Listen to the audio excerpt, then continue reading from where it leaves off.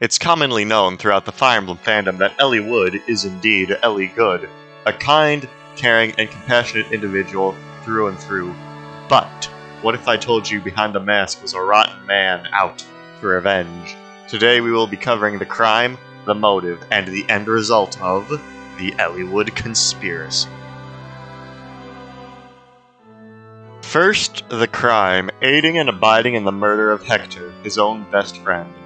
While Lycia is being invaded by Byrne, Eliwood takes several steps to ensure that Hector met his untimely end. But how, you might ask?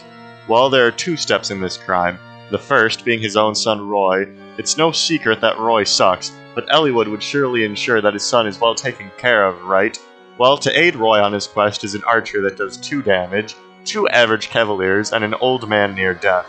Now, why would Eliwood send Marcus to aid Roy, when surely Lowen, Marcus's replacement according to his Fire Emblem 7 ending, would surely be more up to the task of aiding the boy? And what about the other Lycia Knights that Eliwood should have on speed dial? I believe this is an act of sabotage to ensure Roy doesn't reach Hector on time. Want even more proof?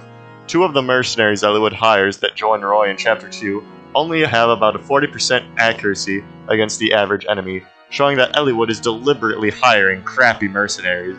The first good long-term combat unit you get is Rutger, who only joins you because of Clarine, not because of Eliwood's interference. Then there's the second piece of evidence, Eliwood's excuse for not just showing up himself, his illness. Now tell me, in a world where being berserked, poisoned, and having the magic ripped out of your body can be fixed by a simple restore staff, how in the actual hell is Eliwood's illness more than a slight inconvenience? And if you go into the game's trial mode and use him there, his stats are great, and he's combat ready. It's clear to see Eliwood was faking being sick, so he could send his inept son to rescue Hector and save the Lycian League. Next, the motive. Why would Eliwood sabotage his dearest friend Hector? Well, first of all, I think their friendship is grossly overplayed. Think about it. At the end of Blazing Blade, they hadn't seen each other in years, and their territories are extremely close with them being in the same league. Surely they would be busy governing, right? Well, that's not really the case. When Ulster died while Hector and Eliwood were on their wacky quest to go beat up old people, Ostia was fine in Hector's absence, showing that Hector doesn't need to be present in Ostia at all times for it to function properly. Also, in their support chain, Hector acts extremely hostile at the idea of Eliwood's son dating his daughter. Some friend, right? So by the time they meet up again to set up Fire Emblem 6's plot, their friendship is clearly strained. So maybe Eliwood wanted revenge after their friendship fell apart. Next is the motive that I find more compelling, personally. Fire Emblem 7, the way most people play it, is a relatively easy game, and Eliwood's mode isn't that tough. However, on the other hand, Hector Hard Mode is a travesty of game design with Reaver weapons on most enemies, a way harder battle before dawn, and that goddamned Cog of Destiny map is way more annoying on Hector Hard Mode, with the siege tomes and such.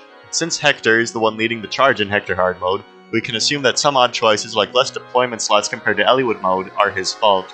So in this scenario of the motive, Eliwood would want to kill Hector for subjugating him to Hector Hard Mode and Hector Hard Mode's version of the story. But wait, you might ask, wouldn't Eliwood's version of the story be the canon one since he's the real main character?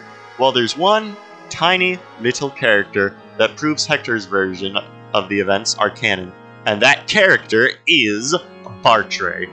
Hector mode is the only mode where you can recruit Carla, Bartray's future wife. Their relationship really takes off in her recruitment conversation and in their support chain. And since fear exists in Binding Blade, this definitively proves that the less successful version of Fire Emblem 7 story, Hector mode, is the canon one. So in this scenario, Eliwood wants revenge on Hector for making him go on a crappy adventure. While there's 2 motives, either one works as a reason for wanting to get rid of Hector. Or, if you really want to believe this theory, you can take both motives into account, which creates a lot of reasons for Eliwood to want to do what he does. So now that we know how he committed the crime and why, the question is, how does this benefit Eliwood in the end? Well, what better way is there to take vengeance than to take all the power Hector once had and make it your own? While Roy goes off to play with some strange people in the Western Isles, Eliwood seizes control of the Lycian League, but this is only temporary, as in Lalena's ending she returns and takes charge. Now, the next part of the theory could be considered non-canon by some, that being Roy marrying Lalena, but every time these two show up together in a piece of Fire Emblem media, they're shown either in love or as very close friends. and if the company that makes these games ships these two, then that's as closest to canon as it gets. So if Roy marries Lilina, then he becomes the king of Ostia, which leads the Lycian League. But you might ask, wouldn't Lilina rule and not Roy? Well, you have to realize that Fire Emblem is a sexist series. Nana needed to marry Hardin, so Arcanea had a king. In Shadows of Valentia, Celica was portrayed to be stupid, so Alm does most of the leading, etc. So it's safe to assume Roy does most of the ruling. Now, who could control Roy from the shadows to do his bidding more than the man he loves and respects the most? I can't measure up to my father, but if I work hard, I hope I'll become more like him. My father is unmatched at fighting, even on horseback. I have much to learn from him.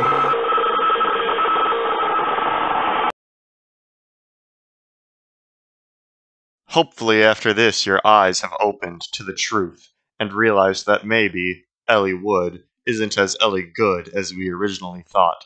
This has been the Eliwood Conspiracy.